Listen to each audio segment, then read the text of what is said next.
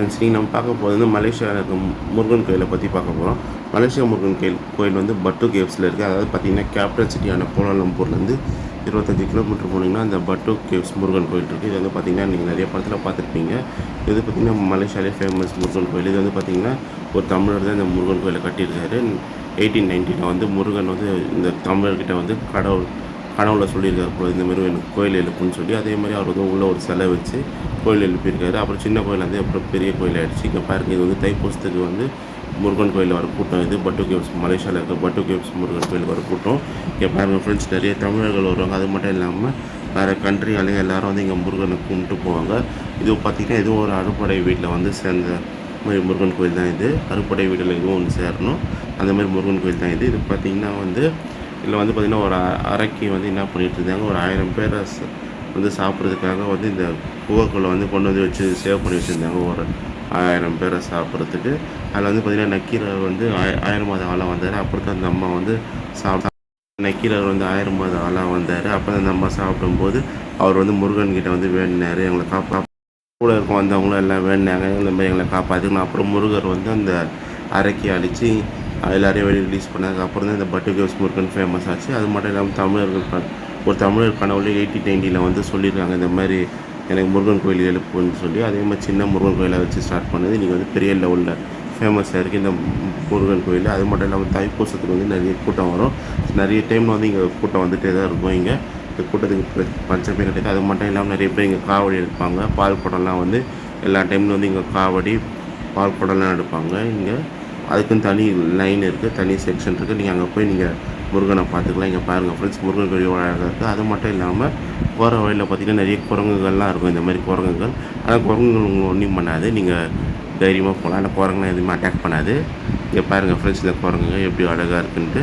இந்த மாதிரி குரங்குகள் வந்து நீங்கள் நிறைய அங்கே பார்க்கலாம் பட்டு கேவ்ஸ் முருகன். அது மட்டும் இல்லாமல் இந்த பிஜிஎன்ஸ்லாம் பார்க்கலாம், புறாக்கள் பார்க்கலாம். அதுக்கப்புறம் இந்த நிறைய இதெல்லாம் பார்க்கலாம். இங்கே பாருங்கள் முருகன் கோயில் எவ்வளோ அழகாக இருக்குன்ட்டு.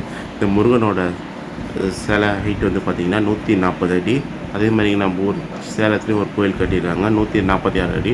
இந்த முருகனை வந்து அந்த முருகன் வந்து பீட் பண்ணிடுச்சு. 146 அடி, இது 140 அடி தான். அது மட்டும் இல்லாமல் இங்கே வந்து கோயிலில் வந்து நீங்கள் வேண்டிங்கன்னா எல்லாமே கண்டிப்பாக நடக்கும். நீங்கள் எது வேணாலும் இங்கே நடக்கும். அது பவர்ஃபுல்லாக இருக்குது இந்த முருகனுக்கு. அறுபடை வீடு மாதிரி இது ஒரு பவர்ஃபுல் முருகன் இது. இதில் வந்து நிறைய டூரிஸ்டர்ஸ் வராங்க. அது மட்டும் நிறைய படத்துலேயே இந்த கோயிலை காட்டியிருப்பாங்க. இங்கே பாருங்கள், சிட்டி வியூ அழகாக இருக்குது மலேசியா சிட்டி.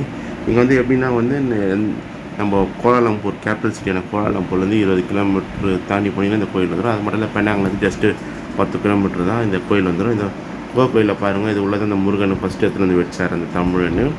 முருகன் வள்ளி தேவையானோட வச்சுருந்தார் அந்த தமிழ். இங்கே பாருங்கள், இந்த குகை இந்த மாதிரி ரொம்ப அழகாக இருக்குது. இதே மாதிரி குகை இல்லை, 4-5 குகை இங்கே பக்கத்தில் இருக்குது. இதேமாதிரி கோயில்கள்லாம் இங்கே ட்ரெக்கிங்லாம் கூட போவாங்க. ரொம்ப அழகாக இருக்குது இந்த கோயிலெலாம் பார்க்குறதுக்கு. இந்த கோவிலுக்குள்ளே தான் நீங்கள் வரணும். இங்கே பாருங்கள், இது வந்து மலையை குறைஞ்சி அந்த குகை இது பண்ணியிருக்காங்க. நிறைய ஆர்ட் ஒர்க்ஸ்லாம் பண்ணியிருக்காங்க. இங்கே பாருங்கள் ஃப்ரெண்ட்ஸ், அது மட்டும் இல்லை, இங்கே குளமும் இருக்குது, தண்ணியும் நீங்கள் குளிச்சு இது பண்ணிக்கலாம். அது மேலே தெளிச்சிக்கலாம். ஆனால் குளிக்கக்கூடாது, நீங்கள் மேலே தெளிச்சிக்கலாம். குகை கோயிலில் இருக்கிற தண்ணிகளை இங்கே பாருங்கள். குகைகள்லாம் எப்படி அழகாக இருக்குன்னு கேவ்ஸு. அது மட்டும் இது வழியாக தான் இந்த வெளிச்சம் வரும், சூரிய வெளிச்சம் வரும். இங்கே பாருங்கள் ஃப்ரெண்ட்ஸ், இது வந்து பார்த்திங்கன்னா இது வந்து ஃபஸ்ட்டு அவர் கட்டினது இந்த இடத்துல தான் இந்த கோயிலை வச்சார். அவர் சின்ன கோயிலாக ஸ்டார்ட் பண்ணது பெரிய லெவலில் வேர்ல்டு லெவல் ஃபேமஸாக பேசப்படுது. வேர்ல்டு லெவல் ஃபேமஸ் ஆகிடுச்சு இது. இங்கே பாருங்கள் ஃப்ரெண்ட்ஸ், இங்கே தான் வந்து நிறைய பேர் வருவாங்க. இந்த வழியாக தான் நீங்கள் இறங்கி உள்ளே வரணும்.